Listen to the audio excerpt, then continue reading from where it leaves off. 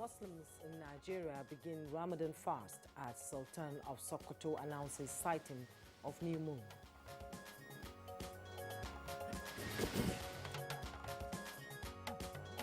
Federal government directs 2 terrestrial pay TV providers to migrate to digital switchover platforms. National Assembly to pass Petroleum Industry Bill before the end of April as pledged.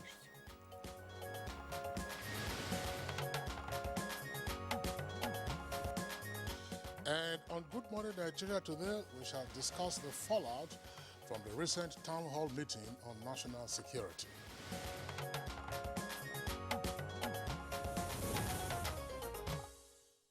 As part of efforts to bridge communication gap between the government and the citizens, the federal government initiated the town hall meeting to keep the government governed abreast of government policies and programs. That's right, Jumai. Accordingly, town hall meetings have been held in various geopolitical zones and the Federal Capital Territory in the last few years. But the recent security challenges in the country necessitated the town hall meeting specifically on national security, and that took place in Kaduna. And the meeting with the theme setting benchmarks for enhanced security and national unity in Nigeria attracted distinguished personalities from various parts of the country and strata of the society. It also provided opportunity for Nigerians to join the discourse virtually. That was the first, Kingsley. That's for town hall meetings. Yes, for town hall meetings. Virtual participation. I should imagine so. Now, the town hall meeting identified a dimensional crisis in the country to include the political economy, citizenship symbolized by ethno-regionalism, Boko Haram insurgency, farmers-herders conflicts, and agitation for self-determination. Now, militancy as well as indigenous settler conflicts were also indicated as issues in our polity today. Amidst other burning issues raised by the town hall meeting include proliferation of small arms and light weapons, ungoverned spaces, and lack of quality education for the teeming children of the masses. Now, the meeting stressed the need to, among others, address persistent demands for true federalism and resolution of the farmer herders crisis and the development of a new policy framework on farmers and pastoralists. Now, there is also an indication for the development of a culture of accountability and the rule of law, which the presenters and discussants at the town hall meeting say are pathways to guaranteeing genuine security to the citizens. So the questions we need to ask is, what really went wrong that led us to where we are today? What should we do to return to peaceful coexistence? What realistic short, medium, and long-term solutions should be preferred to change the narratives? Well, these are some of the talking points as we discuss fallout from town hall meeting on national security. This is Good Morning Nigeria. I am Jumai Yusuf. Thanks for joining us, and Ramadan Mubarak. And I'm Kingsley Osadolo. I join my colleague Jumai to also welcome you to the program. We're live on the network service of the Nigerian Television Authority. In the course of the program, we shall have newspaper review, business, and others. For now, let's join Joseph Johnson for the highlights of the morning news. Good morning, Joseph. Morning, Kingsley. Thanks for joining us. As Ramadan fast begins today, Sultan of Sokoto Muhammad Sa'ad Abubakar has advised Muslims to devote themselves fully to the worship of Allah. The Sultan made the plea while announcing the sighting of the new moon for the commencement of the Ramadan fast. Pray fervently for the blessings of Allah for our leaders at all levels to succeed in steering the affairs of our great country, Nigeria, and for the sustenance of peace and stability, as well as continue to pray specifically for Allah's intervention on these insecurity challenges and the pandemic we are going through. We further call on the Ummah to observe COVID-19 protocols during tafsir and congregational prayers, which include the 5 daily prayers, Jumu'at and Taraweeh. We also urge all Muslims to use this holy month of Ramadan to dedicate themselves to the teachings of Islam and continue to live peacefully with one another, irrespective of religious, political, and tribal differences. We appeal to the wealthy individuals amongst us to assist the vulnerable and poor people with food during this holy month to cushion the hardship people are going through. May Allah subhanahu wa ta'ala reward us for the ibadat we are going to offer this month with Al-Jannah al-Firdaus. Ameen. And President Muhammadu Buhari on Monday welcomed the beginning of Muslims' holy month of Ramadan, which marks the commencement of 30 days of fasting.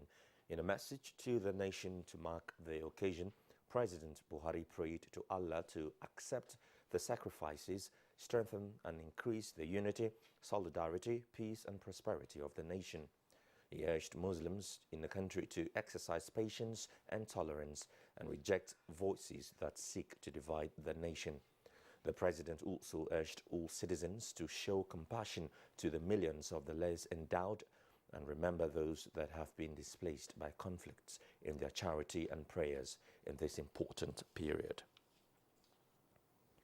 The federal government has directed 2 terrestrial pay TV platforms to migrate to either integrated television services or Pinnacle, the 2 signal distributors on Nigeria's digital television platforms, by the end of June this year. Information and Culture Minister Lai Mohammed handed down the directive during a DSO stakeholders meeting in Lagos. The MPC to set up the special units that will report to the Honorable Minister on the implementation of these groundbreaking reforms.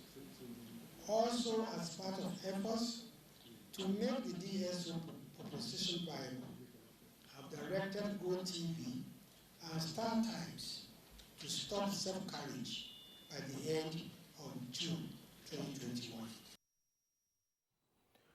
As Muslims began this year's Ramadan fast, a Kaduna-based clergy, Pastor Yohana Buru, has appealed to sellers of food items not to hike the prices of commodities. Pastor Yohana led the campaign to the Abubakar Mahmood Gumi Market in Kaduna to enable Muslims enjoy smooth Ramadan fast. They said they will do everything possible by reducing the price of essential commodity for the average Muslim to have access to what they want and get what they want, so that there will be ease during the Ramadan period. The National Assembly is set to pass the Petroleum Industry Bill before the end of April in fulfillment of the pledge made by the Senate and House of Representatives. The harmonized report is being compiled as both chambers reconvene plenary today after the Easter break. Our promise to Nigerians for the passage of the bill before the end of April is on course, and the harmonized report of the Senate Committee and the House Committee will be laid before the House and the Senate for possible consideration and passage before the end of April. And finally, the Nigeria Center for Disease Control has confirmed 44 new cases of COVID-19 in 4 states and the FCT. In the figure released, Enugu has 22 new infections, followed by Lagos with 15, FCT has 4, Osun State has 2, while Kaduna State has 1 new case. With this, Nigeria has 163,837 confirmed cases of COVID-19, out of which 154,177 were treated and discharged, while 2,061 persons have now died of the virus. And that concludes the morning news. Good Morning Nigeria continues with Kinsley and Jummai after this break. Stay with us. contemporary times require practical skills to remain competitive and relevant in your organization. Therefore, take advantage of NTA TV College short proficiency courses to sharpen your professional skills. Basic Broadcast Accounting and Auditing. Date 19th April to 30th April 2021. 2 weeks. Audio Engineering, Operations and Maintenance. Date 19th April to 23rd April 2021. 1 week. Protocol, Event Management and Public Relations. Date 3rd May to 14th May 2021. 2 weeks. Intermediate Camera Operation Techniques. Date 17th May to 11th June 2021. 4 weeks. The course fee for the 4-week course is 100,000 naira per participant. The fee for the 2-week course is 80,000 naira, while the course fee for the 1-week course is 40,000 naira only. Accommodation inclusive. Venue for all the courses is the serene and secure environment of NTA TV College near Old Government House, Rayfield, Jos. For more inquiries, please call 0803-314-4383 or 0806-980-9807. NTA TV College, Jos, training you to be the best you want to be. My name is Boss Mustafa, the Secretary to the Government and the Chairman of the Presidential Task Force on COVID-19. I've just had the rare privilege of taking my first dose of the Oxford AstraZeneca vaccine, and I can tell you that we are doing very well in terms of our response and the administration of the vaccines all over the country. As strategic leaders, we are supposed to lead by example, and the President did precisely that on Saturday with the Vice President, and we are continuing in that particular direction. The essence of taking these vaccines is to help us really fight this COVID-19 virus, and the combination of the non-pharmaceutical measures and the vaccine is the way to go in 2021 and thereafter.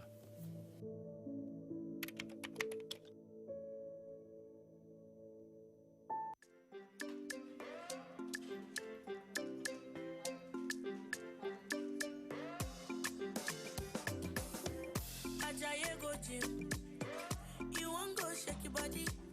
Instead, they make it calm down. Eat the farm, say it's happy.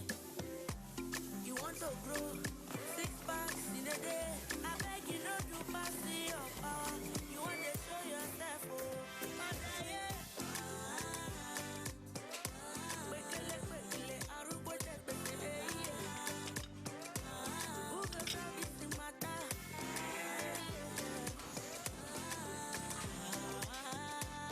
Whatever your size, find it with the new Airtel data plans.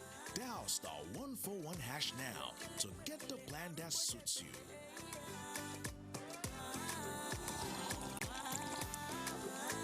Airtel, the smartphone network.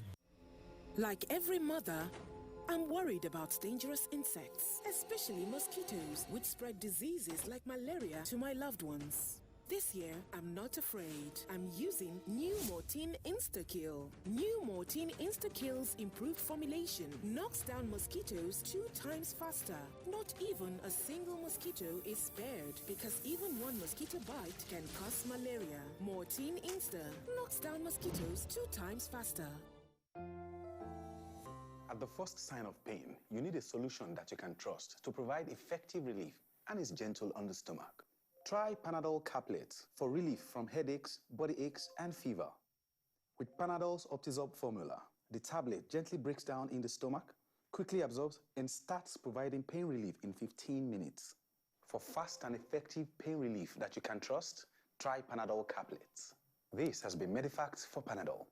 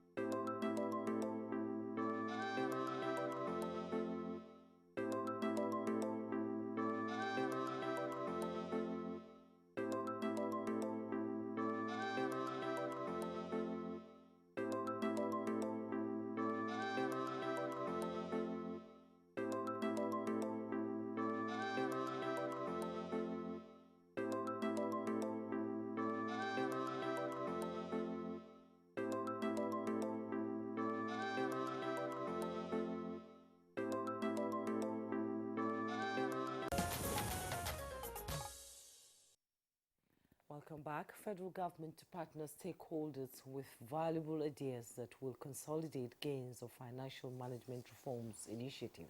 Kunle Adeye reports. The Accountant General of the Federation, Ahmed Idris, says he is ready to partner with stakeholders that have valuable ideas which will help consolidate the gains of the ongoing financial management reforms initiatives. A statement by the Director of Information, Press and Public Relations, Ensure Ogubike, says the Accountant General stated these at a meeting with partners of Ernst & Young in Abuja. The AGF advocated for strong collaboration between some Treasury departments and EY Consulting to drive government reforms with the application of technology. The Accountant General of the Federation, whose office anchors the federal government's financial management reforms, noted that the overall success of the initiative is hinged on the implementation of result-oriented ideas. He called on stakeholders that can add value to government's efforts to come up. And the equities markets on Monday closed on a negative note. The Nigerian Stock Exchange All-Share Index depreciated by minus 0.40% to close at 38,712.55 basis points, as against plus 0.17% appreciation recorded previously. Its year-to-date returns currently stands at minus 3.87%. Market breadth closed negative as Japol Oil led 15 gainers as against 20 losers, topped by Stanbic at the end of Monday's session.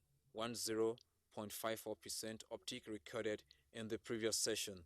Fidelity Bank, Charms and Access were the most active to boost market turnover. Access and Guarantee topped market value lists. With business news, I'm Kunle Adeye.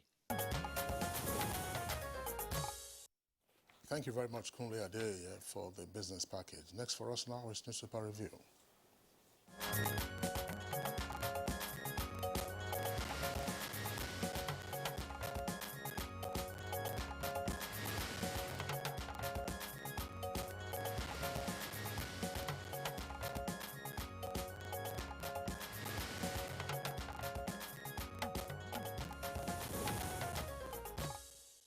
And to review the papers, Baya Otero is in the studio. Good morning, Baya. Ramadan Kareem. Thank you. Same to you, Ramadan Kareem. Good morning. Good morning, Kinsley. Right, Baya, good morning, Nigeria. Ramadan Kareem to those who are fasting. We hope we will have a spiritually uplifting Ramadan. Amen. Let's now begin with the Punch newspaper this morning. Above the masthead, we have DPR revokes 32 refinery licenses. Says Dangote plant 80% complete. You find details on page 19. Nigeria making progress on the COVID-19 vaccine rapid testing kits. That's from the Vice President, Yemi Osinbajo. You find details on page 10. Arms probe reps fume as COAS confronts panel. Emefiele shuns lawmakers. You find all that on page 25. We should criminalize vote buying, voter inducement. That's attributed to former President Goodluck Ebele Jonathan. Details on page 25. Below the masthead, we have cells overcrowded as Jackson strike enters second week. Cuts short. With kickers, Inspector General of Police orders men to avoid unnecessary arrest. Inspector General of Police orders men to avoid unnecessary arrest. Prolonged strike could cause tension in correctional centers, says NCOS. Ngige begs judiciary workers. Union says 2015 agreement not implemented. And the picture story we see there, 12 soldiers killed by bandits in Benue, buried. You can see the families of the slain soldiers there. May their soul rest in peace. Stakeholders demand parity, advocate peace as Ramadan begins today. You find details on page 8. Buhari's aid misfires as Twitter picks Ghana as African headquarters. Details on page 10. Drunken cop to face prosecution for killing FCT resident. You find all that on page 25. At the bottom plate of the Punch newspaper, Kaduna justifies mass sacking as NLC convenes prayer summit. Kaduna justifies mass sacking as NLC convenes prayer summit. You'll find details on page 2.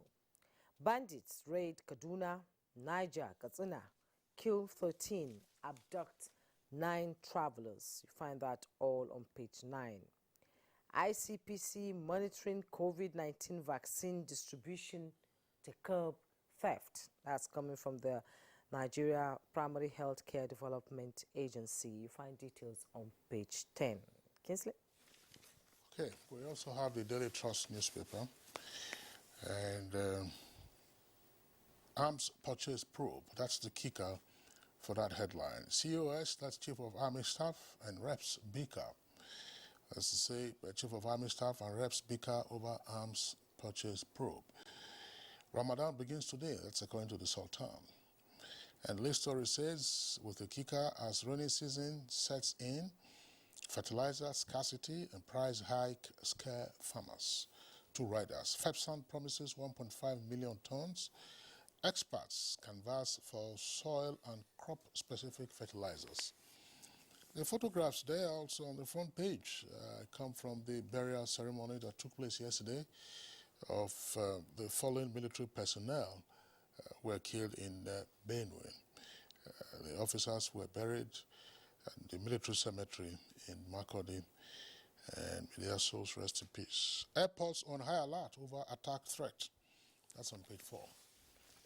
Bayo, let's quickly go through these ones here. Muslim faithfuls around the world commence Ramadan fast today. This followed the sighting of the crescent of the month of Ramadan, the 9th month in the Islamic Hijrah calendar.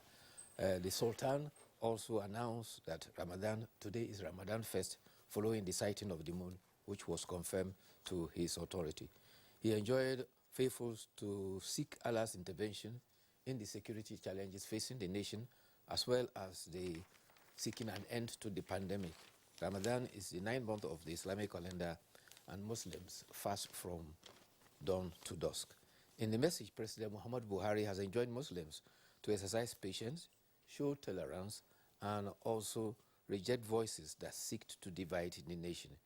In his message issued by Senior Special Assistant Garba Shehu, he called on all citizens to show compassion to millions of the less privileged and also remember the displaced persons in conflict. He prayed Allah to accept our sacrifices, increase the unity in the nation, solidarity, peace, and prosperity of our dear nation. Armed soldiers have been drafted to Ebele village in Ohaku local government area of Ebonyi State, where they are supposed to be engaging gunmen. It is suspected that there is a clash between Mbo people in Ohaku and Agila community in Benue State. The initial speculation was that the gunmen were suspected to be herdsmen, but it's now been confirmed that it is a conflict between 2 communities. The police commissioner, Aliu Garba, has deployed policemen there to restore law and order. Meanwhile, the bodies of 12 soldiers and 1 officer, a captain, that were killed by local militia in Bonta community in Koshinga local government area on Easter Monday have now been buried in Makurdi. The soldiers were on a peace mission between a communal clash between the community of Upu Ainu community over land dispute with the people in Kongshiga. Governor Samuel Tom has apologized to the families of the murdered soldiers. He promised to join hands with the army in supporting the bereaved families and also collaborate with the armed forces to ensure that the perpetrators of this heinous act are brought to book. The commanders of Operation Wildstroke, as well as the 72 Battalion, were there when the last respect were paid to the officers who paid the supreme price in defending our nation. Former President Goodluck Jonathan has advised at a youth forum that those who violate the sanctity of the ballot should be sanctioned and should be tried. On the other side, he has also said that there is need to ensure that voters elect their people and not courts to decide who are to be the leaders. He was speaking at a youth foundation program in Abuja. He described it as undue intervention, where the situation where you have judiciary determining election winners. He stressed that it is unhealthy for our democracy. Winners should be decided through the ballot box. In Imo State, Governor Hope Uzodinma has assured northern community members in Imo of their safety of their lives and property. It was debunking claim by some that people were leaving Imo State because of certain threats, especially before the attack of the police headquarters and the correctional center in Imo. He promised to enhance the security in all places. A special assistant to the governor, Suleiman Ibrahim, has described as false speculation that is making rounds that people of northern origin were leaving Imo. He says that Imo is a safe place for them to live. Meanwhile, the Ogun State Police Command have arrested 3 members of a kidnap gang who were planning to invade Lagos-Ibadan Expressway. Actually, hunters who were moving around had sighted them and quickly hinted the police. And they had actually been waiting for over 10 days, looking for an appropriate time to strike. And eventually, when the police swooped on them, they arrested Nathaniel Jacob from Nasarawa, Issa Danladi from Kogi, and Abubakar Rabi from Niger, who had taken to their heels when they saw the police. However, the police caught up with them, and they confessed to planning and executing, and have been, in fact, responsible for kidnapping along the Lagos-Ibadan Express Highway. Just one or two of the stories amongst the ones that we have read and which you have also provided details. The story about El-Rufai saying that he wasn't elected to pay salaries. I think that the context should be further elaborated on, because 4,000 workers across 23 local government areas of the state received their disengagement letters from service. And the governor said that he was elected to promote equality of opportunity, to build and run schools and hospitals, upgrade infrastructure, and make the state more secure and attractive to the private sector for jobs and investments. Now, part of what the governor also said was that the public service of the state, with fewer than 100,000 employees and their families, cannot be consuming more than 90% of government resources, with little left to positively impact the lives of the more than 9 million that are not political appointees or civil servants. And I think that this is an issue that we haven't sometimes faced in Nigeria. We are often very sentimental about public servants, of course incorporating civil servants, to say, oh, you have paid salaries, and some governments regard that as an accomplishment, to say that you are not owing workers salaries in the first place. Of course, you have a contract of employment, and if a person is due for his pay, you pay him. But the point is, should employment of civil servants or even public servants be such a burden on the state?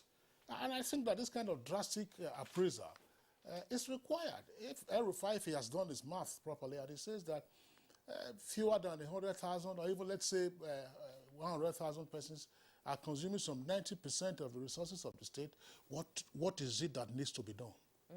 What is it that needs to be done? We know that government provides jobs, but government more critically provides an enabling environment for individuals and businesses to thrive.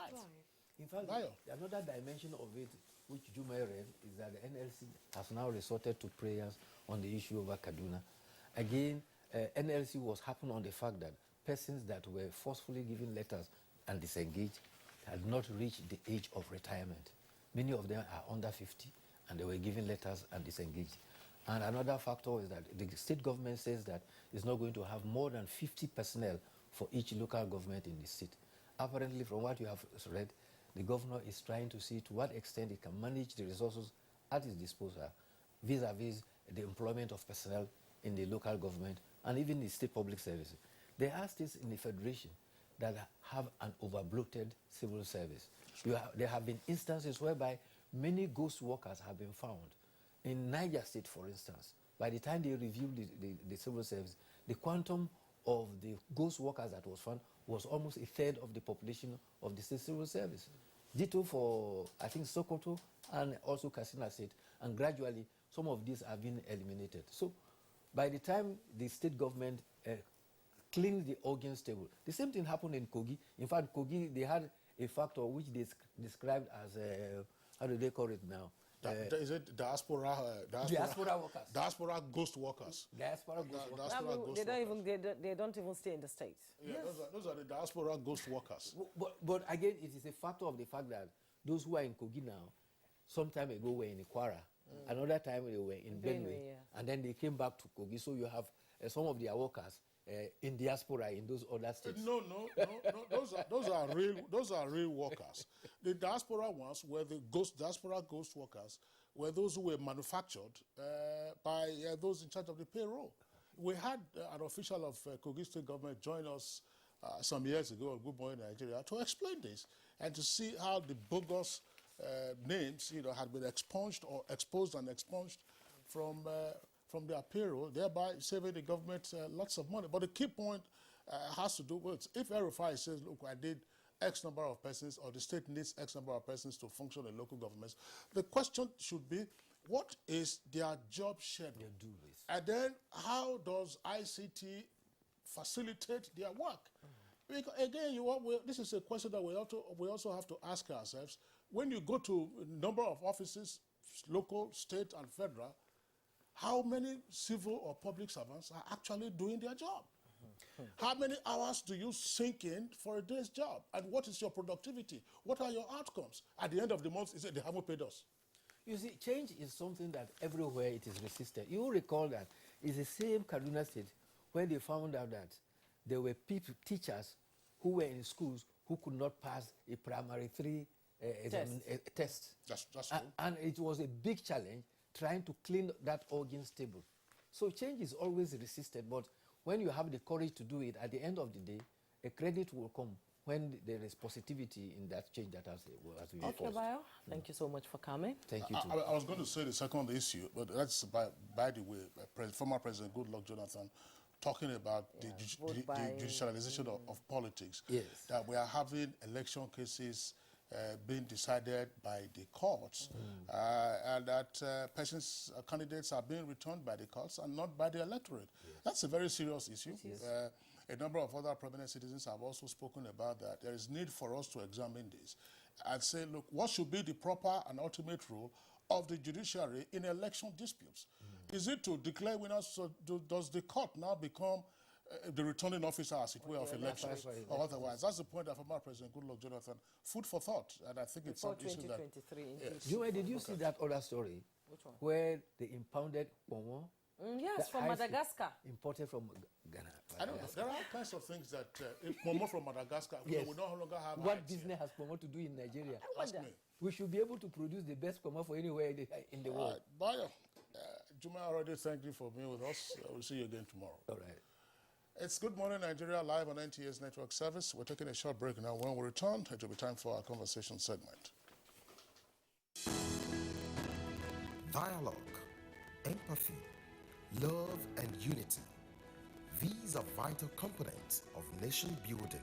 For all to be well, we appeal that we should refrain from volatile, provocative, inciting messages and language.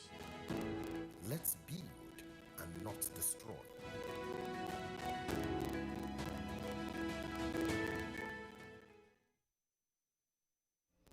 Like every mother, I'm worried about dangerous insects, especially mosquitoes, which spread diseases like malaria to my loved ones.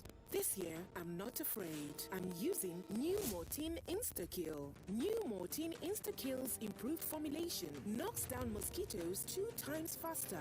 Not even a single mosquito is spared, because even one mosquito bite can cause malaria. Mortein Insta knocks down mosquitoes 2 times faster. My name is Osage Ehanere. I am Minister of Health. We have just taken the vaccine. It is the AstraZeneca vaccine. This vaccine is safe properly researched. It is in use in many countries. We urge all Nigerians to submit themselves to taking this vaccine. Persons who are 18 years old above. Otherwise, it is safe. You take your second dose after a period of about 10 to 12 weeks, and then you have immunity.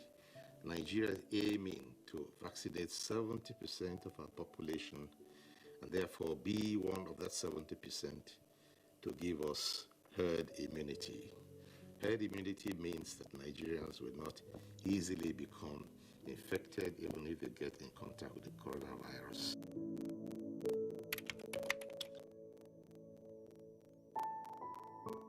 These days, people get their news and information from more media sources than ever before. Some of the news and information given are fake, unverified, doctored, and manufactured to create confusion, stir disaffection, and cause disunity. Before you believe or share any news, ask yourself, is this real? Is it from a credible source? Is it verified or verifiable? Fake news is dangerous. Whether you do it for fun or for political gains, real people can get hurt. Fake news, don't create it, don't spread it. This is a public service announcement from NTA. Life can be very eventful. We curiously expect things to happen, even when we don't know what. Our human nature makes us like and repost lots of information. Some are unverified, inciting anger and hate. Sometimes innocently, other times the urge to break it first. This, in most cases, has caused destruction in many nations.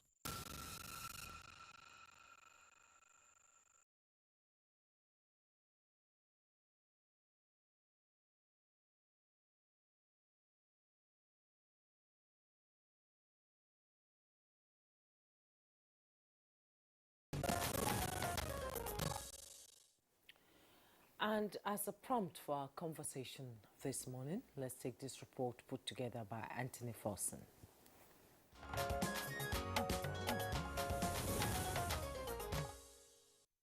With the theme, Setting Benchmarks for Enhanced Security and National Unity in Nigeria, convener of the Town Hall Meeting Series and Information and Culture Minister, Lai Mohammed, noted that it is another move by government in expanding consultations with stakeholders to address the issue of insecurity across the country and its effect on national unity and cohesion. Questioning how the security situation in Nigeria degenerated this bad, the minister expressed optimism that the forum has the capacity to come up with workable solutions to the problem.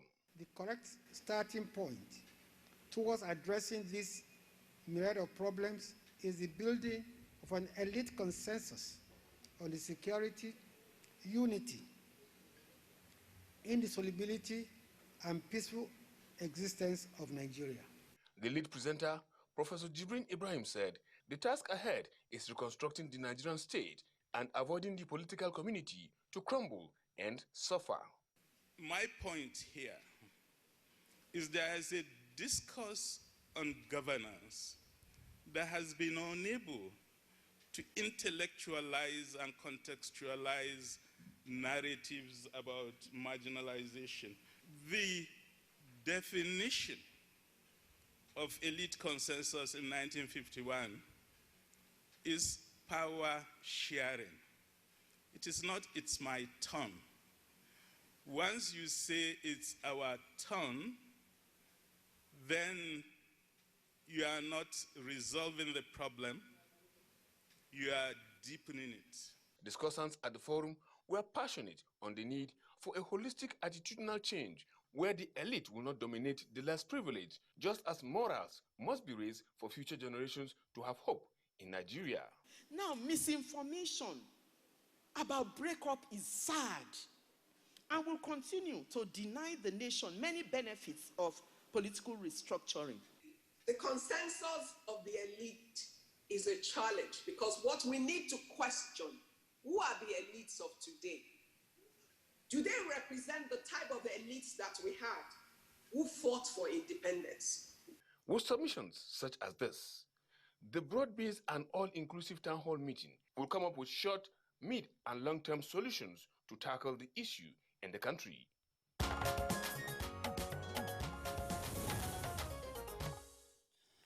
Thank you very much, Anthony Forson, for that background and excerpts from the town hall meeting which took place last week in Kaduna.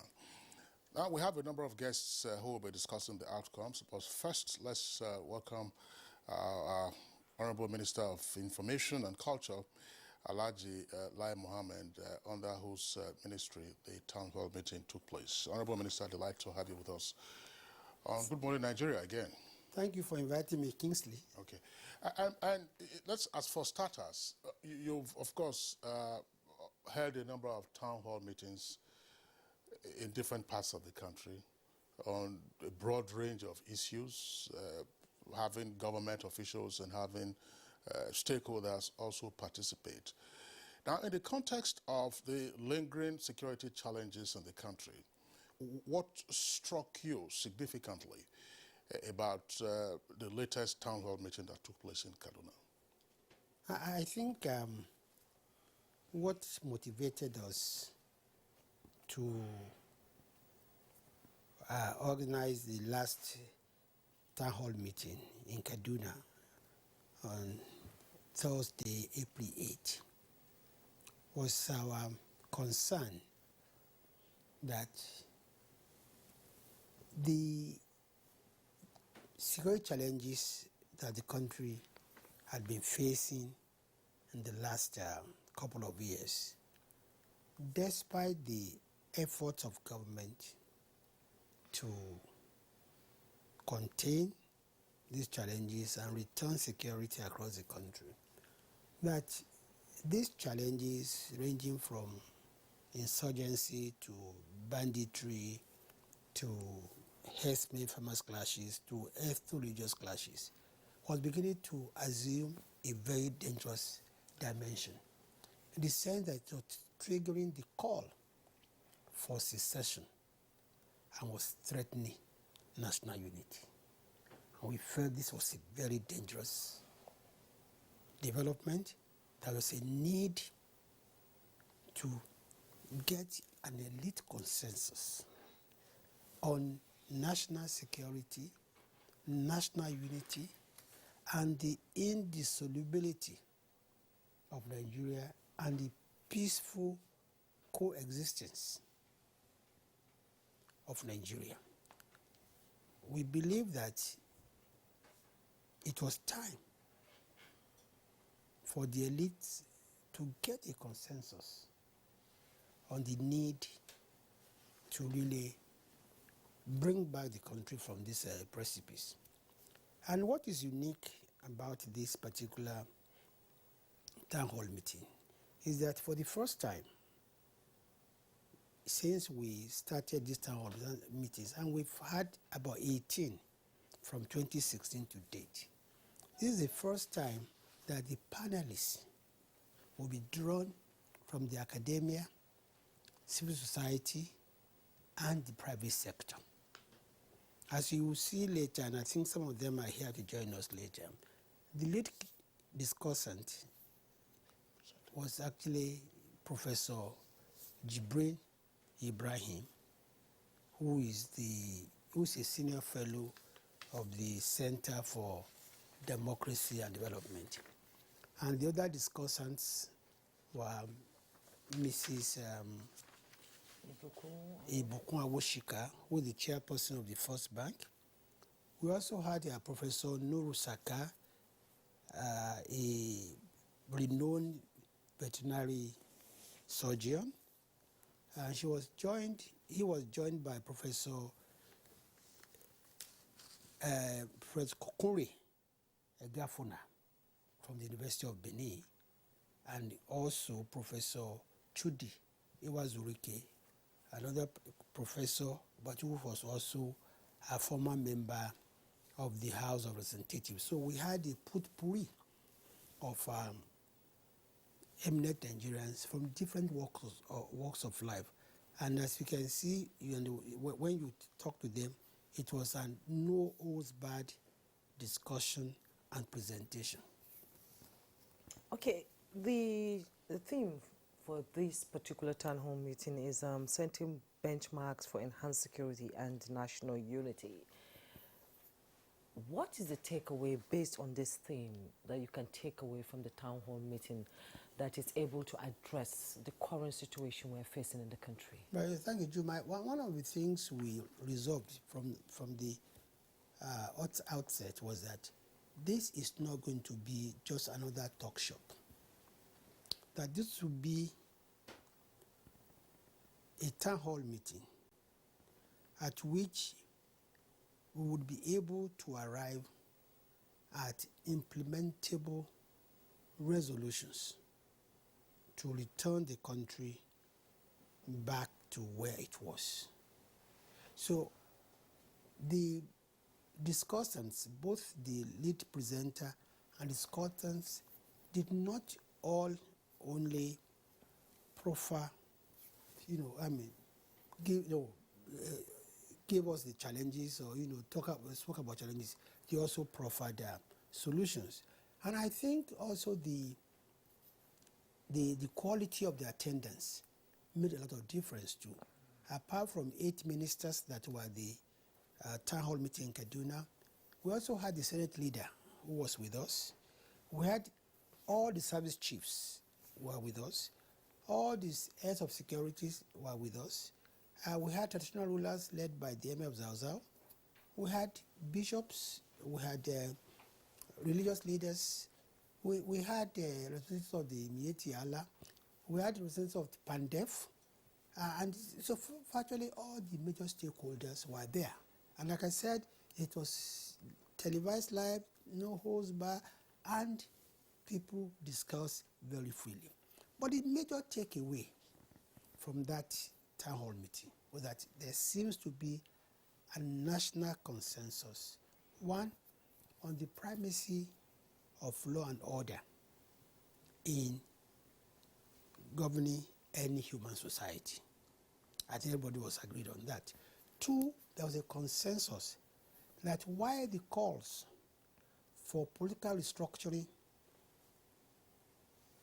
the call for political restructuring is okay, that clearly call for separation or secession is out of the question. And this for the simple reason that according to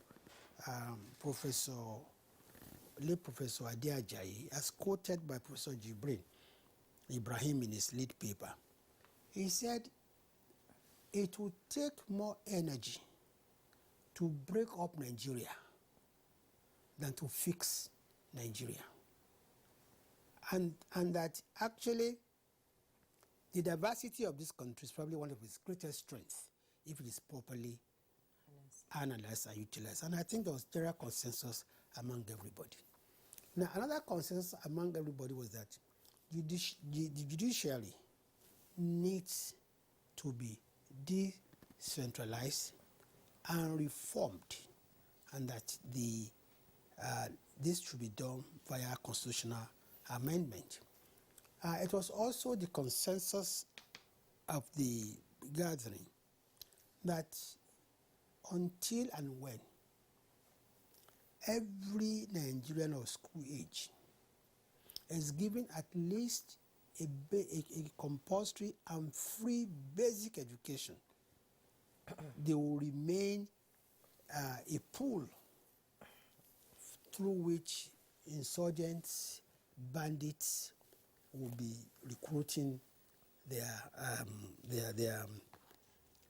personnel. There was also a consensus that more autonomy should be given to the local government so that they will be able to take better control of their areas, especially the large ungoverned areas in various parts of the country.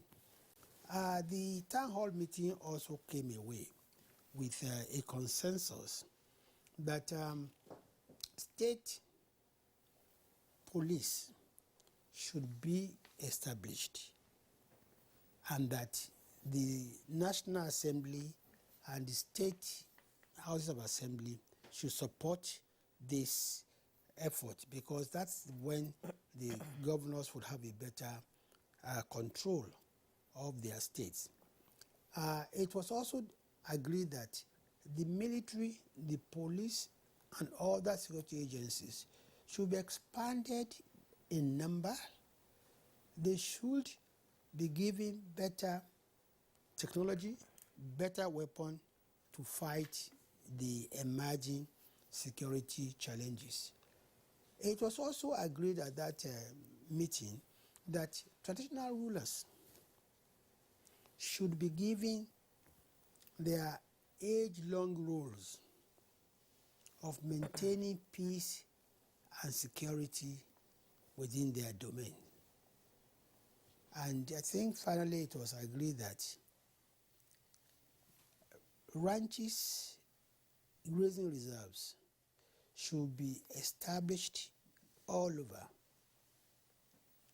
so as to stop the present transhumance of herdsmen, which has been the major, cause of the conflict between herdsmen and farmers.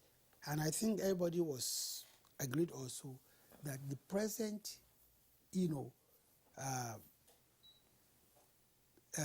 manner of animal husbandry is not sustainable, either for the herdsmen or for the farmers, or even for the country at large. And I think another consensus agreed upon that meeting, at that town hall meeting, I think had to do with, yes, I've spoken about education, I've spoken about judiciary, I've spoken about the fact that we all agree that, secession is not an option.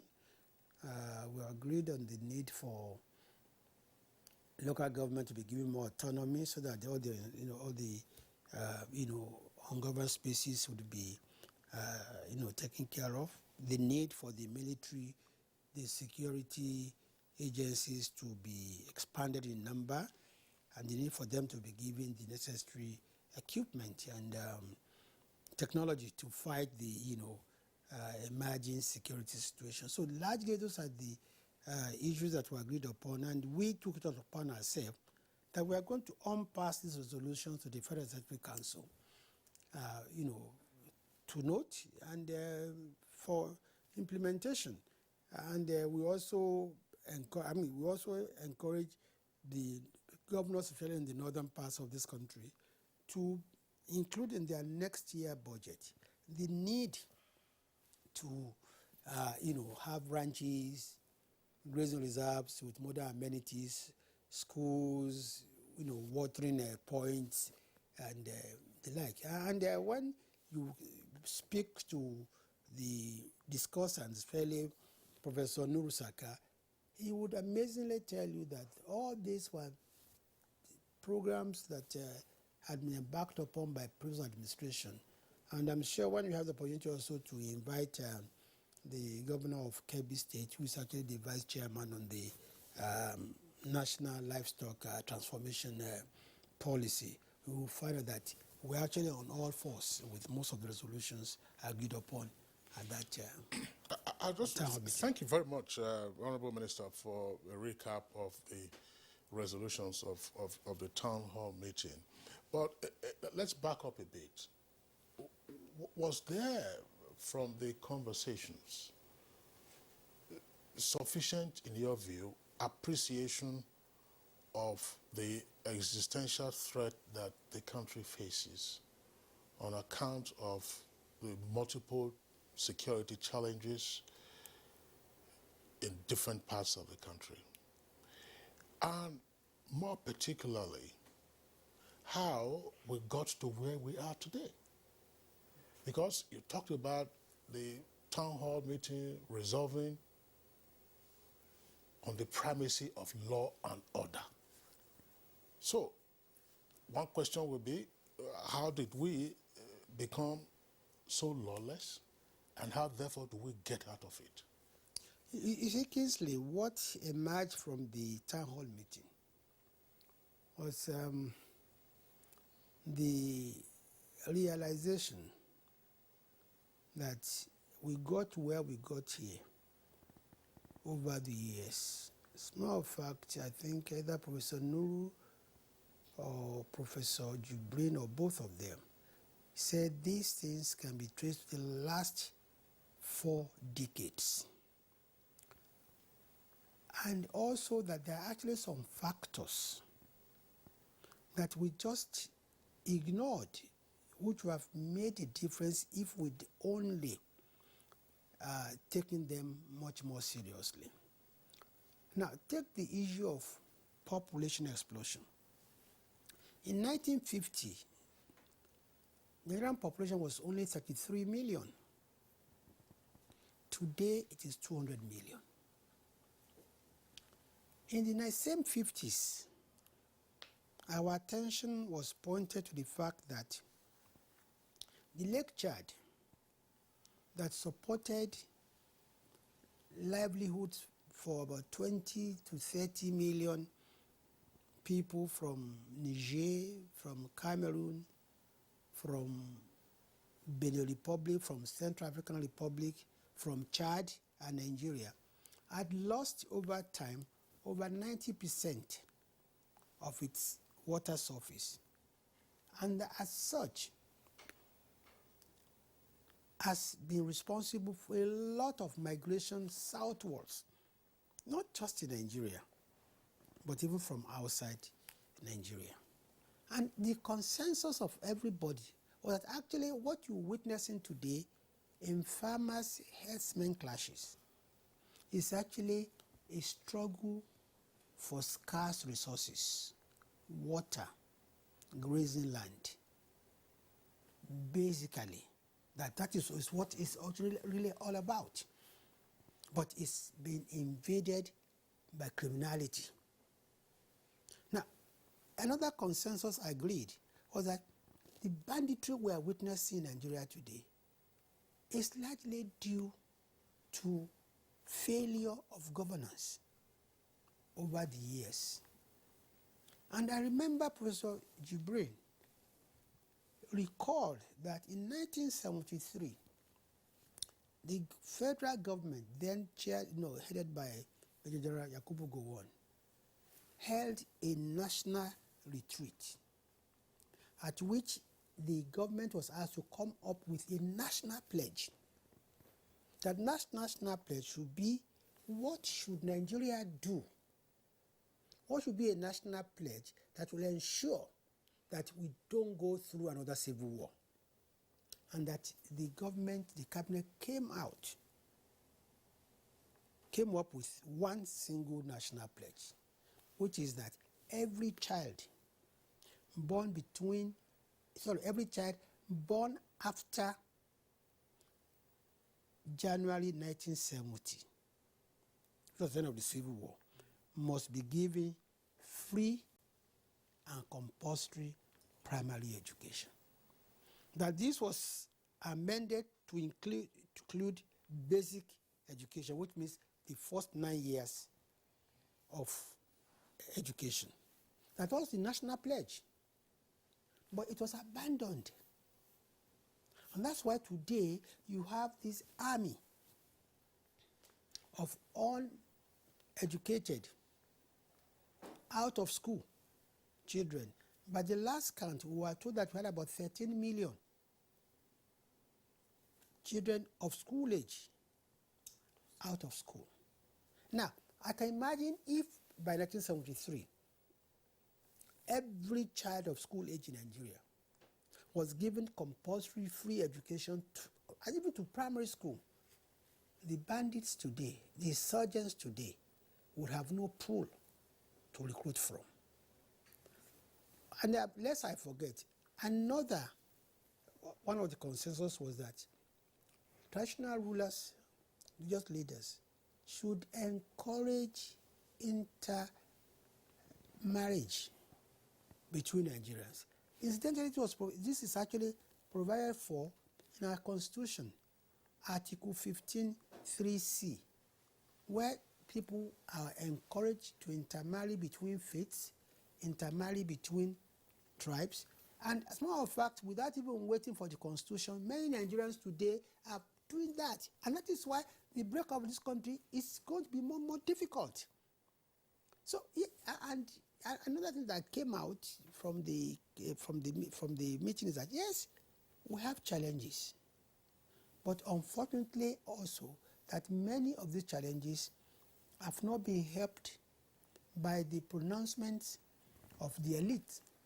Some of them just, talking to get relevance, some of them for political advantage, and some of them not being sincere.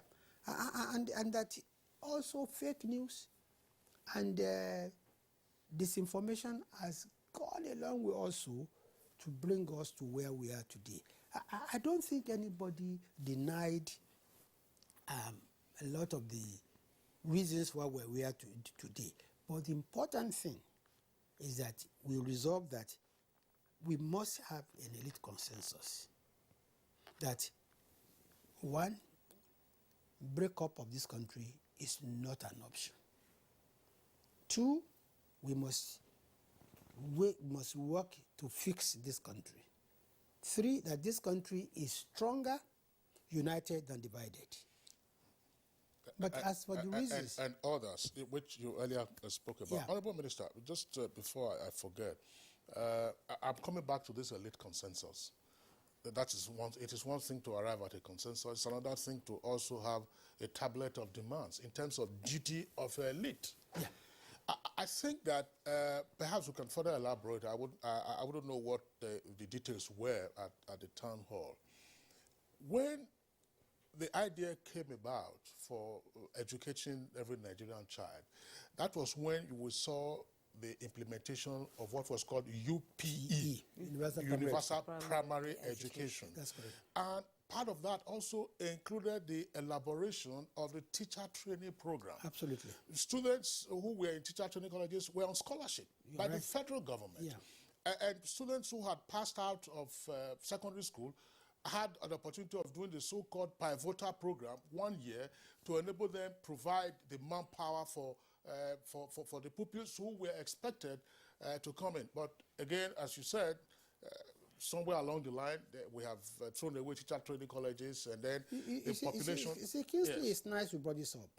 You see, on Sunday, I had the opportunity to participate at a webinar in which the former Federal Commissioner for Works and Housing, Alhaji Lateef Okuno, was the chairman. And this issue came up. And he vividly remembered. According to him, he says he might be the last surviving member of that cabinet, apart from the General Gowon himself. And he remembered very vividly all the efforts put in place by that administration, including what you have just said.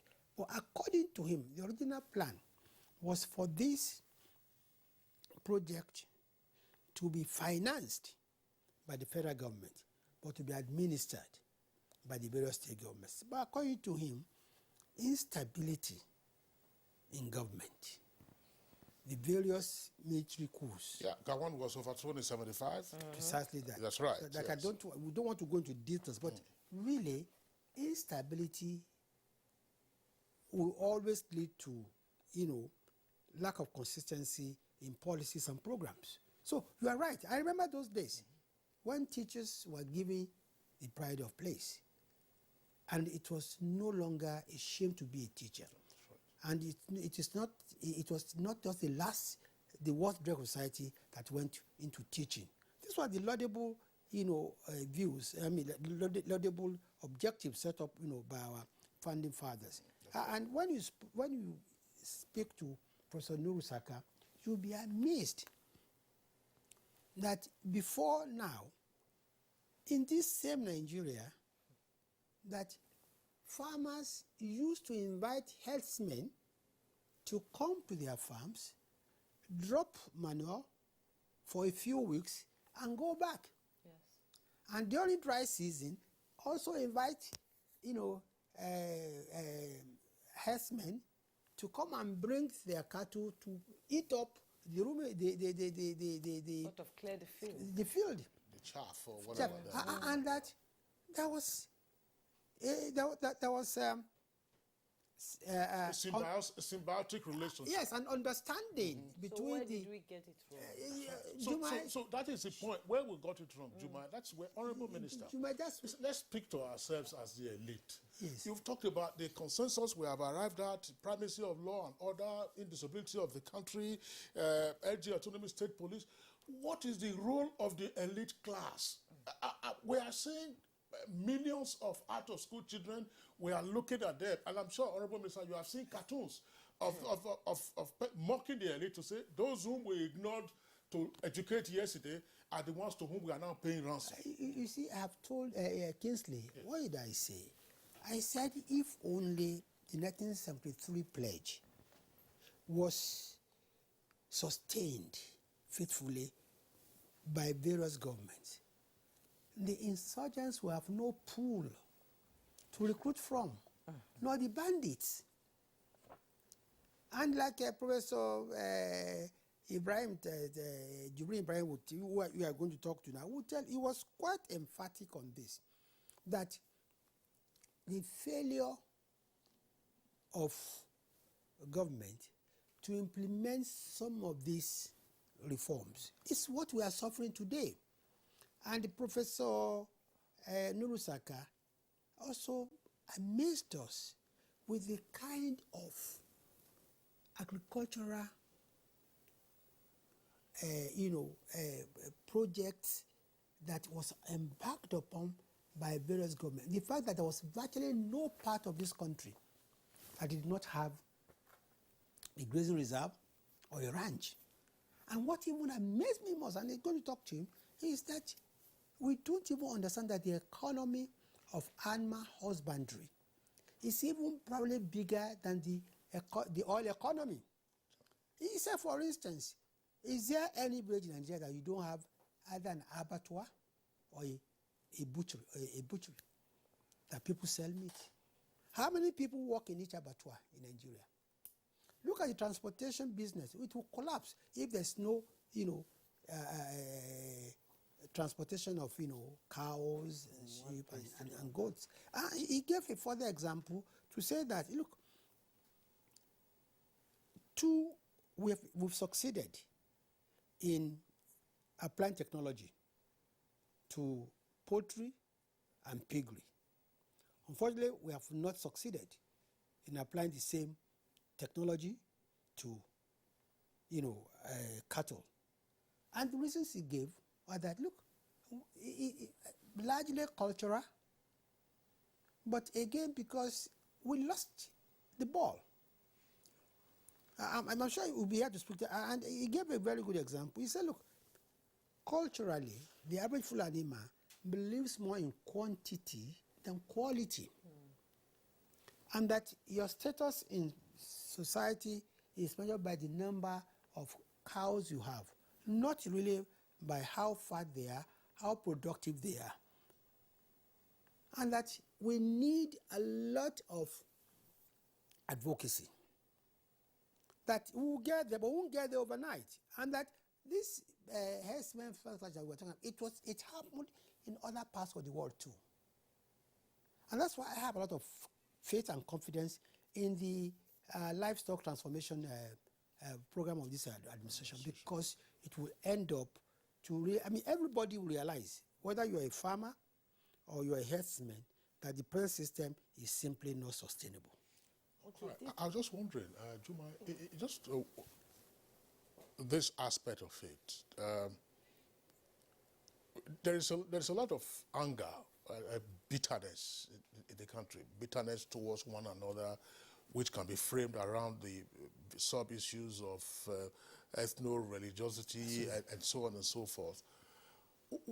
Was there a pathway, for instance, to how we can begin to dilute this bile and this anger that we all feel towards, or persons feel rather, towards one another, and even towards the country, that has led to calls for secession and so on and so forth. Even though, I mean, as the consensus also indicated, we are better as one united country. Is there a way we can begin to dilute this anger and bitterness? Absolutely. See, Kingsley, the problem is not that we are not talking enough in Nigeria.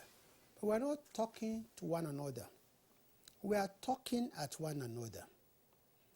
The problem is that we have allowed sentiment, emotion to color our conversations. People are not even ready to understand the other man's viewpoint. You see, and this is why the issue of education is very important. Professor Ibrahim Tahir reminded us that in 1958, the late Sultan of Sokoto came up with what was called a common book of prayers and learning that was compulsory in all schools and public functions. It's a book in which there's the Quranic version, there's the Bible version, quotation, in respect of the oneness of God. A man that does not understand his own religion, how do you expect him to be tolerant of the other religion? These are the part of the problem we're having today, sir. You have people who don't understand their own religion, who don't understand that the two religions, Islam and Christianity, are called people of the book. Including the Jews. Including the Jews, exactly. But look, when last was civic taught in Nigerian schools? When we were growing up, we were made to know who our leaders were all over Nigeria. Another thing I think Professor Bring, and I hope you should interrogate him, is that there was an elitist consensus in 1951 by Nigerians that the only form of government that can work in Nigeria is a truly federal structure where nobody will feel marginalized. And he made a point that when people talk about marginalization, everybody talks that, no, everybody thinks it's being marginalized. And that we should start focusing at Nigeria rather than Yoruba, Igbo, Hausa also. And that what happens today is that elections are not about, having a good government. It's about my turn, your turn. When is my turn? I do this. When is my turn? I do this. So really, this is why I think our elites have a role to play. You see, we must decide as elites that we want this country to work. I want to pass it to our children. Because as rightly said, if the children of the poor are hungry, those of the rich will never sleep well. At all.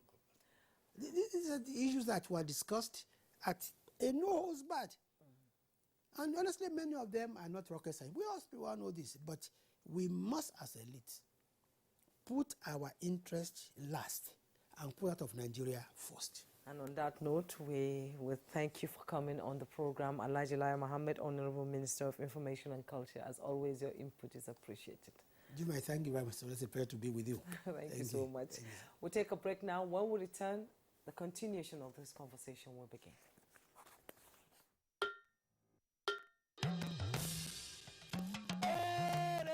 I bring you wonderful news. The village headmaster is coming back to your screen. Mo wire abi mi o wire. Teacher no more.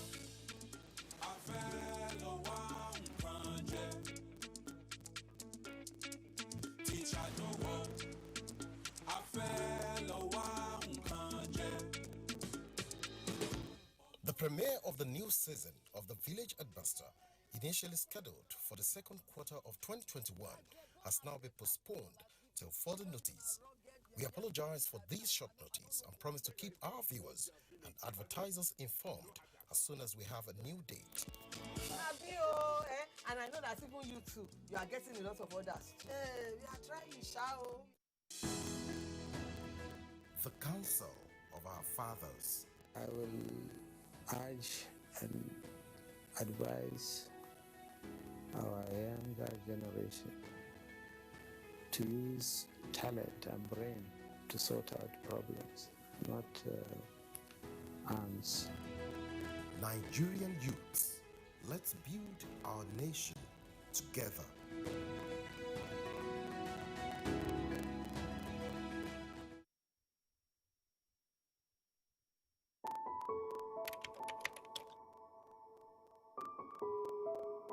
name is Dr. Faisal Shuaib.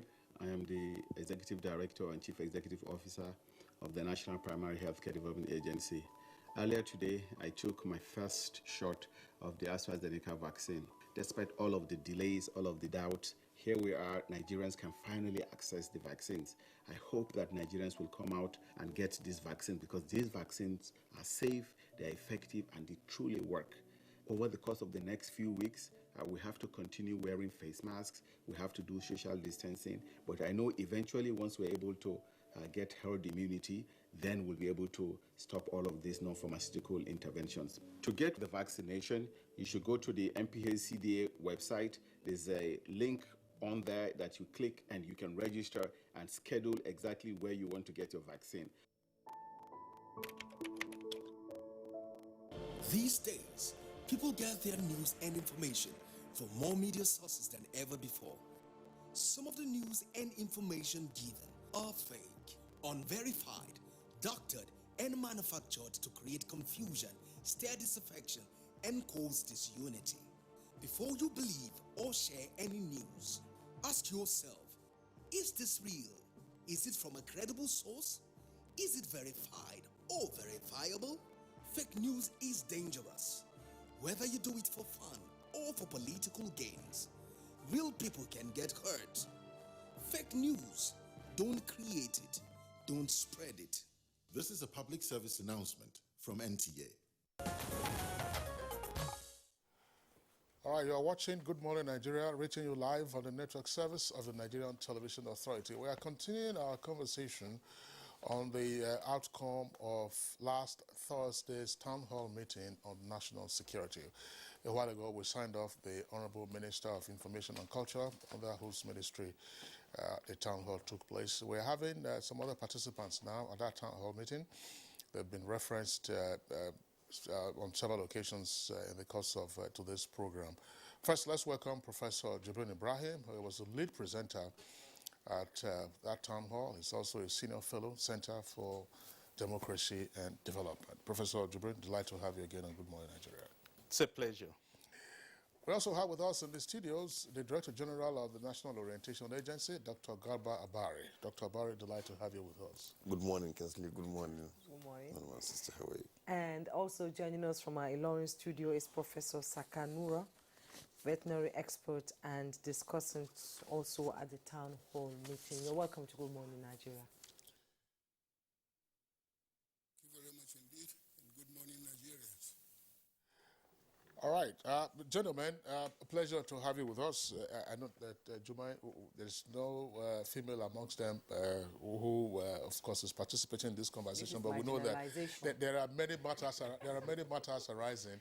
We'll take on those issues and, of course, have the opportunity of being more gender-friendly in subsequent conversations. Let's begin and perhaps also concentrate on Professor Ibrahim Jibrin, because he will be leaving us midway into this segment. Professor Jibrin, we've had the opportunity of Alhaji Lai Mohammed paraphrasing you and paraphrasing the outcomes of the town hall meeting. But let me throw this in, and then that could then be the ball you play around. Was this another talk shop, in your view? I think it was much more than a talk shop, because what struck me about the town hall is that Nigerians now are frightened with the situation in which we find ourselves.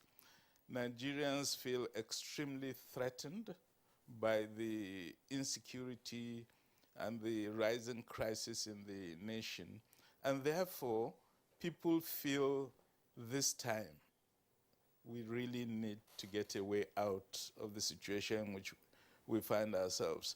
So there's that real determination that's emerging that we have to get a solution to our problems, and that this solution is not impossible. I feel, therefore, this could be a turning point in terms of addressing the issues affecting our nation in a way that will place us on the path of positive consolidation and progress. And In your opinion, the resolutions of the town hall align with the perception that you've just given now? Namely, we are probably at a critical juncture where we would need, of course, to retrace our steps from the precipice and get going again as a progressive entity. Yes, you know, the first point really that's important to make is that the problems of Nigeria are cumulative. They've been building up over a long time. And part of our problem as a nation is that the person on the hot seat at the moment always becomes the focus. But that person, yes, is on the hot seat, but he is confronting challenges that have built up over a very long time. And therefore, it's not an easy situation to address. But I think what's even more important, really, is that we have this tradition of seeing government on the one hand and people on the other. And the point I really made is that every nation state is built on a social contract. And in that social contract, the state has a responsibility to provide for the security and welfare of the people, but the people on their own have a responsibility to behave in a civic manner, to pay their taxes, to carry out their obligations, to obey the law. And when you have problems such as what we have, it's a dual problem. The citizens are not doing what they should, the state is not doing what it should. And that's why it becomes an acute problem. And that's why the question of social cohesion arises, because some people then begin to feel, maybe if I go my way, things will be better for me. But we do know that the basic theory of the social contract is that you need the state, because if everybody is to provide their own security, you are headed for anarchy. And it will become always the right of the strongest to do what they want to do. And in these days where free arms are in circulation, it becomes the right of the person with the arms. And let's understand one thing. General Abdul Salam Abubakar was making the point last week that their calculation in the National Peace Committee is that there are at least 6 million weapons, arms circulating in this country, which means private citizens of this country have more arms than the totality of the security agencies in Nigeria. And this is a very dangerous situation for any nation, because it could easily place us on the path to anarchy. And anarchy, as we know, does harm to everybody. We will all suffer from anarchy. There will be no winner. We'll all be losers. And it's precisely because of this that we need to, at this point, sit down together and say, okay, these are problems. Let's discuss and find out pathways to resolving them so that we won't all suffer from the consequences of anarchy. Professor Ibrahim Jibrin, thank you for your opening comment. Reading through your write-up, I was quite impressed with the history. You know, I gathered a lot of knowledge from your write-up, your presentation at the town hall meeting. Let's now come to Dr. Garba Abari. Your agency has a lot of work to do as a national orientation agency to sort of reorient Nigerians and the way they think. These are indeed trying times for this country. So Chrisley rightly said, is it just another talk show, or takeaways from this town hall meeting, implementation of the resolutions reached, will it in any way change the perspective of the way the typical Nigerian looks at issues on security? Yeah, well, thank you very much. I still believe that this is one town hall meeting that stands out differently from the very previous ones we have had. And the reason is simple. There is a general feeling of fright, of fear, of uncertainty in all of us, both the elite and the non-elite in the country. Now, we have had a look at this at the town hall meeting and the resolutions that came out of it now tends to look at how do we actually stop the drift, because clearly the country is drifting. How do we stop the drift? The agency cannot work in a vacuum. It has to operate within the realities of the moment. How much of civic culture and civic education have we allowed our citizens to receive, to garner, and to guide their actions?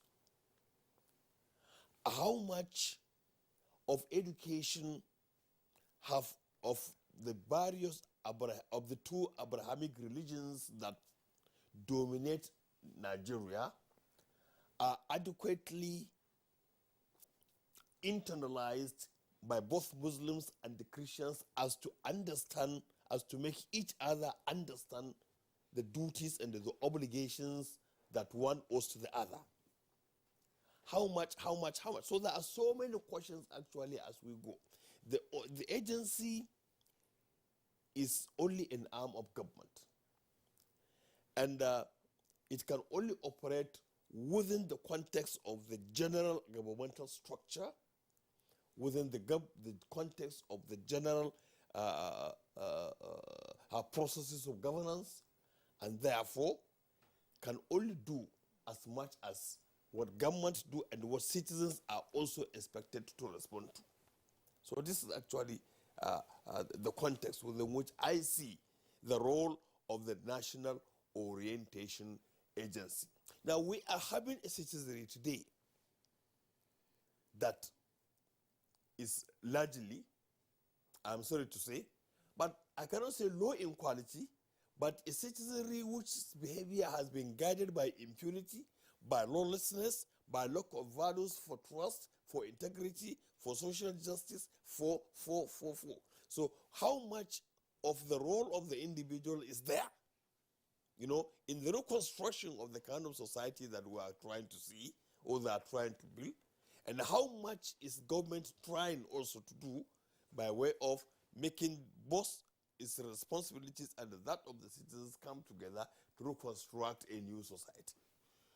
All right, thank you very much, Dr. Abari. Let's bring in Professor Saka Nuru to get his... The brain is going by 8:30. Yeah, he said it will leave at 8:30, but I don't think his clock or his watch is on 8:30. Yeah, they set it deliberately behind by 5 minutes. That's why we want to go over to Professor Saka Nuru, the vet expert, and it was also a discussant at the town hall meeting. Professor Saka Nuru, Alhaji Lai Mohammed spoke highly of your participation at that town hall meeting. And the whole idea, of course, trying to get an elite consensus on the way forward out of the current crisis that we are facing. In your opinion, did you arrive at a consensus? And if so, from your professional point of view, what are the highlights and what are the likely challenges of implementation? Thank you very much indeed for the questions. First of all, we are in this country, on daily basis, we have been bombarded with reports in the newspapers, in the media, about one problem or the other. If it is not kidnapping, it will be farmer-other conflicts. It will be all sort of thing that really frightens life out of you. But there are solutions. But we are not the only country which are faced with this. Only Ours is possibly a little bit more exaggerated. The same problem of pastoralists is one of them on the item. Now, there had been a lot, as the minister said, there had been a lot of this living together with the pastoralists and the farmer for centuries in this country. There was no problem at all. Right now, in the western region, and I was there even last week or so, there are Fulanis who have been born and bred in that area. They speak Fulani as well as Yoruba, more than the Yorubas themselves. They are more than 80 years of age. They were born there. There was no problem with them up to today. Why now things are starting? I think there are many reasons. One of them is the climatic change. But the climatic change should not have that reason at all. Because even a decade ago, there was a climatic change. There is dry season, there is wet season. And these Fulani, the pastoralists, they only concerned for the welfare of the animals. Wherever they can get the best, more than even for their family. Wherever they can get food and water, that's where they are. So they move from here to there. So they've been moving for a long time. But what have we got now? Free movement by the ECOWAS, freedom of movement in the whole of West African countries. This, I think, also creates a problem. Not only is it more that people can move freely across country to country, but we seem to have got a different breed of pastoralists who have got a particular motive, which was not there before. This motive also goes with the importation and freedom of owning very sophisticated equipment. This is what is compounding our problem within the last 7 to 10 years. And we have got to really face the situation and do something. Problems arose many times ago. In 1998, there was a program by the National War College of Nigeria. They had a conference in Maiduguri that our present head of state was the chairman, all on peaceful coexistence with pastoralists and the crop owners. Communique was developed. Were they really implemented? This is a thing. Since that time, we had General Obasanjo, he had a retreat in Kaduna, all on the same problem. Not only that, from that one, we also had another 2 meetings in Kaduna, conference, on the same conflict. Why should we not have a solution? Anytime we talk, that's what we talk. So the idea of the town meeting or the town hall meeting which we had, I hope, was to make sure that we don't go talk, century upon century, but to put something on the practical side so that we can resolve the problem. The problem is not only for the government, it's for all of us. If we don't pass information, the police and the security agents cannot do much at all. So all of us are concerned. We are all worried now. When I was a young vet in the 1960s, all those of us who came from Kwara, we don't come home and leave we don't leave Kaduna until about 9 or 10 o'clock in the night. And we travel safely. By the time it is 6 o'clock, 7 o'clock, we are here at home. And we pass through all these areas of Bilingwari, which today you cannot even pass by the daytime. Why? Why is things changing like that? We felt comfortable in everything. So the problem is this, that we talk more in Nigeria, we don't act. As far as the farmers are concerned, various governments have done a lot. I'm not going to list all the things that governments have done, but one of them is even the numerical education. With numerical education, you would have thought that today we would have changed our animal husbandry system, because majority of the students, Fulani children who participated, today we have got doctors among them, we've got engineers among them, but we don't have any scientists among them on animal husbandry.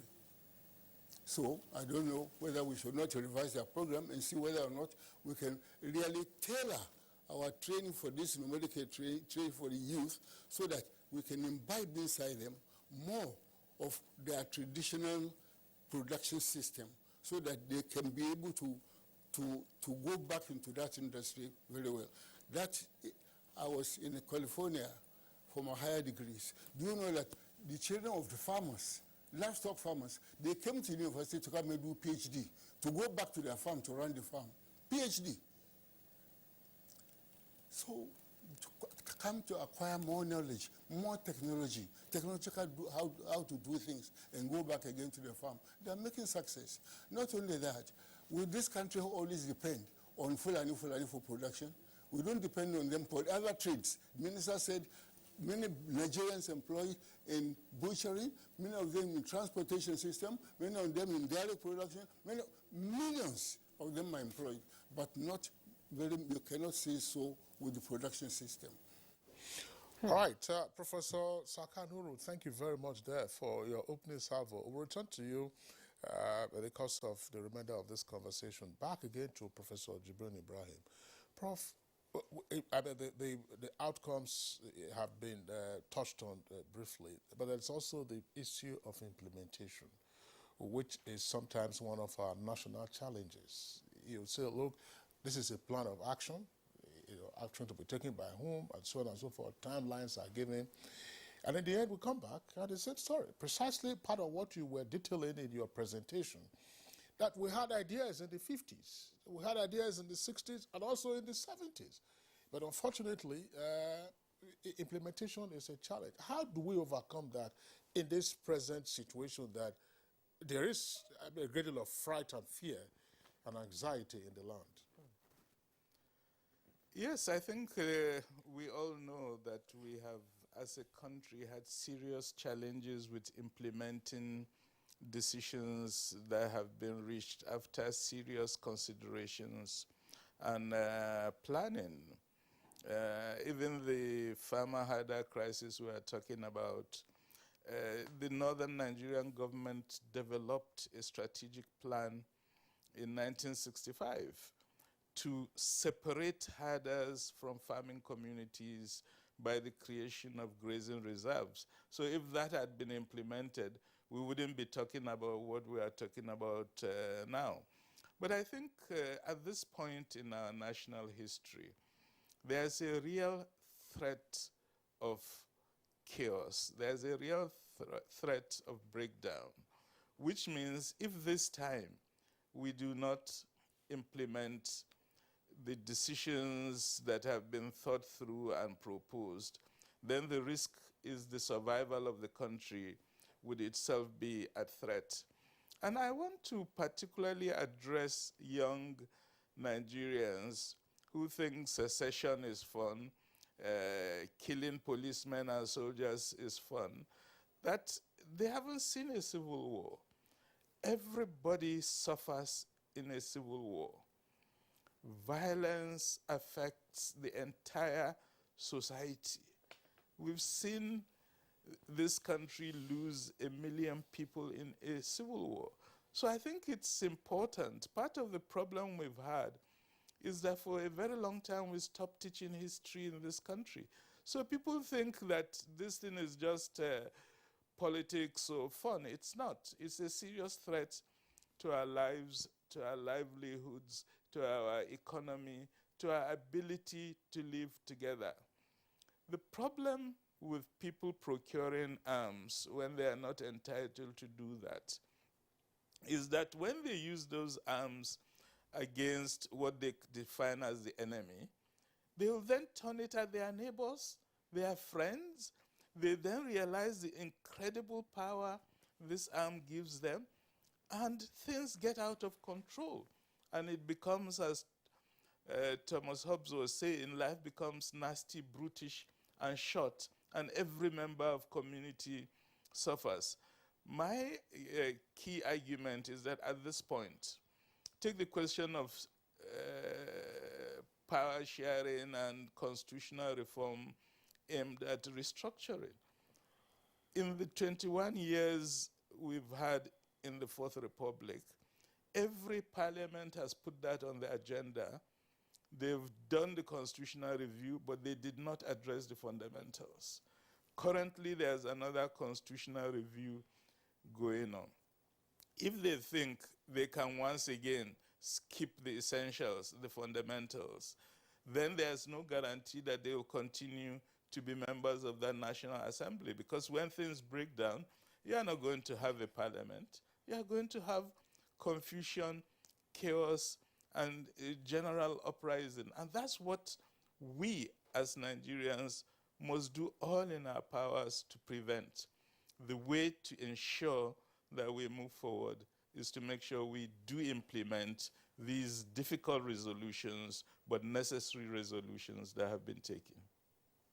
Everything you've said, Professor Ibrahim Jibrin, boils down to our value system itself. Have we lost it? Has it spiraled down the rabbit hole in this country? I think value system is extremely important, and there's a sense in which we've lost a lot of our values. Look at the Boko Haram insurgency we've had for over a decade now. We've had incidents in which somebody takes a knife and slaughters their own fathers or mothers. It has happened in this country.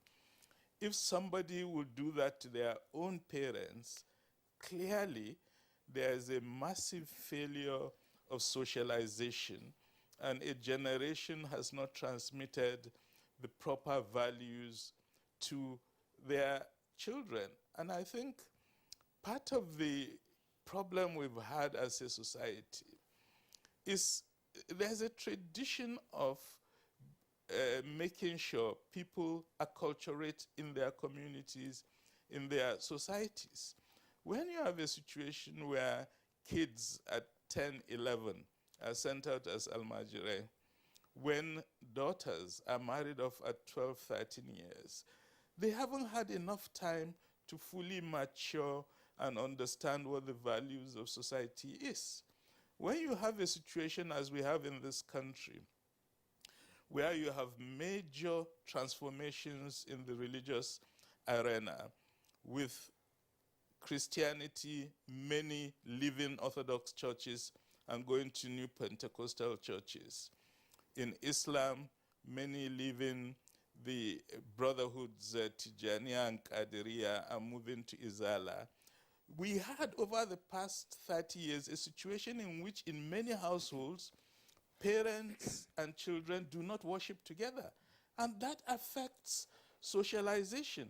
And it's in that context that all sorts of dangerous narratives are pumped into our young generation.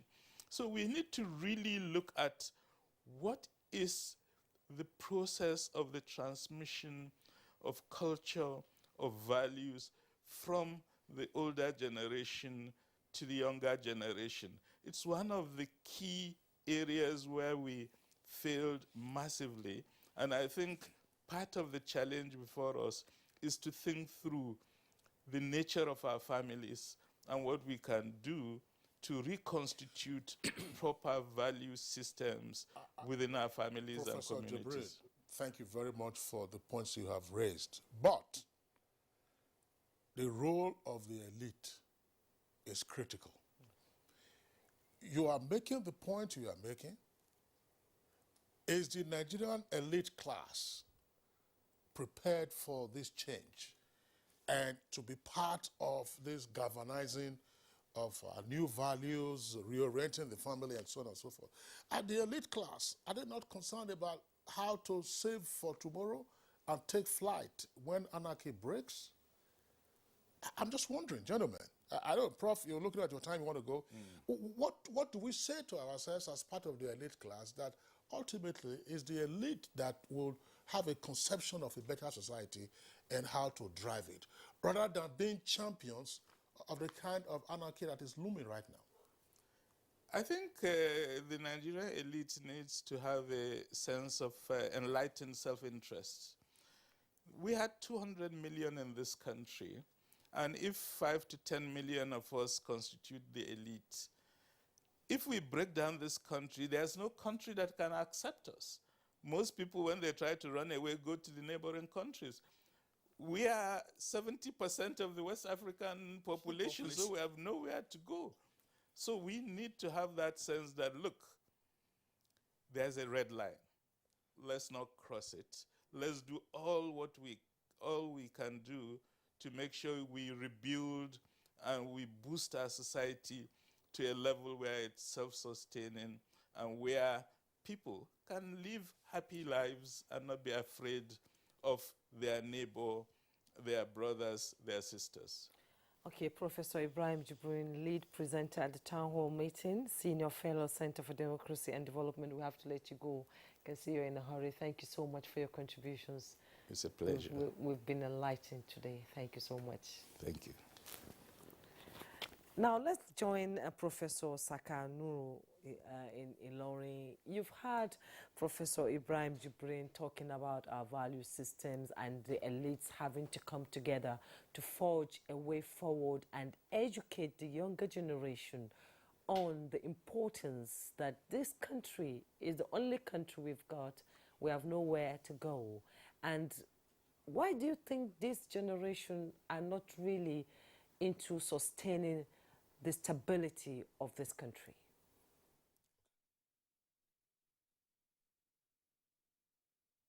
Well, I think that the question is a very difficult one to implement. But we know that the way some of us who are older ones now, the way we were brought up is completely different from today's, from what they're bringing up their children today. There's no doubt about it. There's no doubt about it. First, you see a couple, Yoruba parents, both of them, from the day old that their child is born, they are speaking English. They don't even talk to that boy up to what for? You see, there's something wrong in the system. If they are speaking English all the time, they want to be behaving like English. They dress them up in English way and watch every word. Now that's where things start going wrong.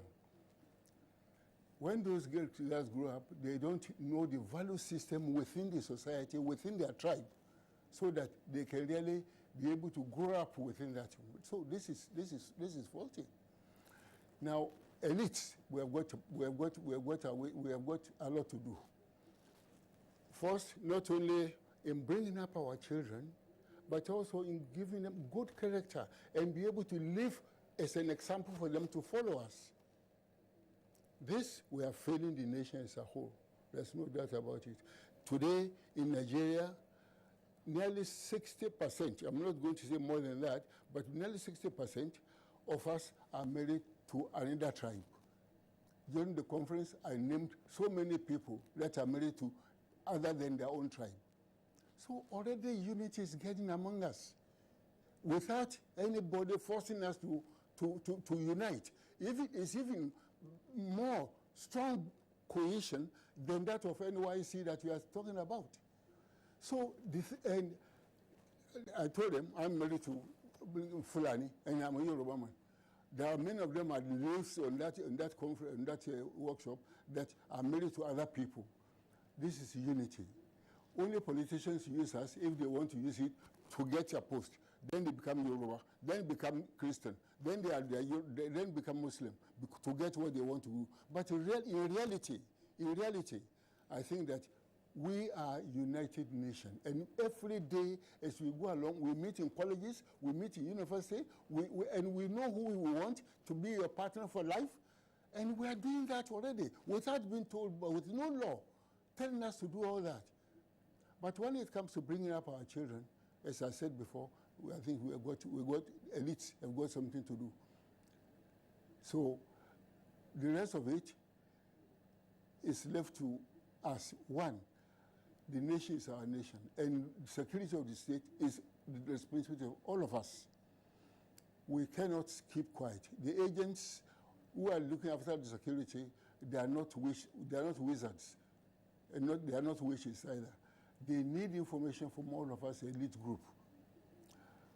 I don't want to go too much, but one day, last 2 weeks ago, when the Kagara affair was going on, somebody wrote in the paper or somewhere that one of the people, the elite who was among the top notch discussing how to rescue the children, was already passing information to the people who kidnapped them.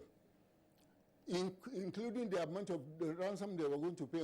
So they said, the people who kidnapped, they were telling them, look, don't worry, everything you are saying, we know it. Now, that is the elite group, and you are supposed to be making meeting with such people, and you cannot identify them because he hasn't got any mark. So this is it. Among the elite people, we ought to be honest ourselves. We really to know that we have no other country except this one, and we really have to be dedicated and be honest in whatever we are doing. This money affair, we have learned enough. It doesn't take you anywhere. I'm sure those kidnappers, how much money are they going to use out of what they are claiming? The Fulani who is fighting the Arable farmer.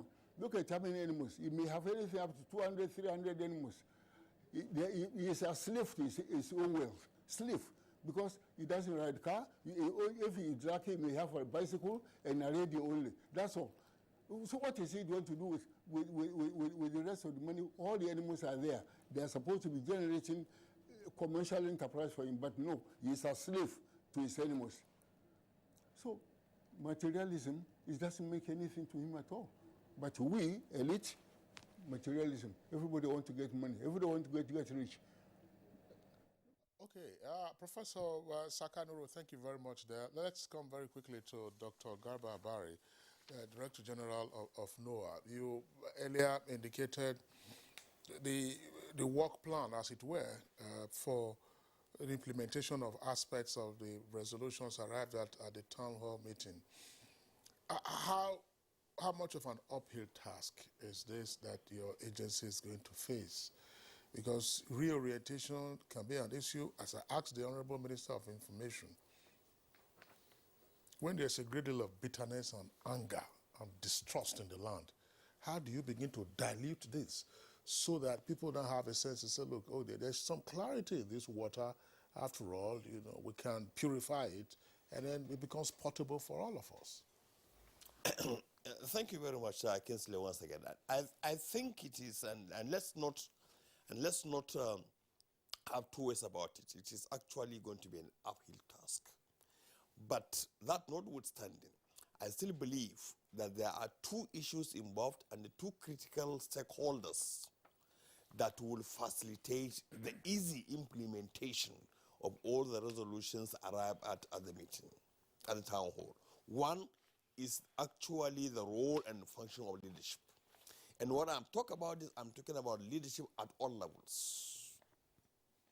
I'm talking about leadership at all levels, at national, at subnational, at local government levels, at religious levels, at family levels, and at institutional levels. Now, this is one. Two, there is also the function, while identifying leadership in generic terms, we also look at the role of responsibility bearers. This is very key. Responsibility bearers must have to take more than a passing commitment, to the implementation of all of this, because all of us are now agreed that this country is actually on the edge. Now, we begin to have a look at, to take a hard look at our politics, the role of the political class, the emerging rogue political culture, and I'm saying this rogue political culture, which does not actually help the deepening of our democracy, and all we see is actually a democracy that pauperizes, that excludes, that builds this, that builds in the citizenry a sense of inferiority and what have you and what have you. So by the time you are able to aggregate all of this, and the defined responsibilities to identified responsibility bearers, then we begin to look at collectively how to move forward. I mean, this country is, our people are not a very difficult set of people. All of us relate to our kids and brothers back in the villages. We see actually how their needs, very basic, law-abiding people, simple in their outlook, but actually their lives compounded more by a leadership that is non-responsive, a leadership that is not actually able to carry them alone, and this has actually compounded our problems, killed institutions, and therefore made governance, the administration of law and order, much more difficult. The elite has a big responsibility in this, and it means I and you and Jumai and many others. And we have to recognize that it is our responsibility. And we have to recognize it's our responsibility to fix our country. We must not to get foreigners to come and fix our country. We cannot do it. It's our problem. We caused it. We can only be the ones who can fix it. Very well. We have a number of tweets, but we won't be able to take them.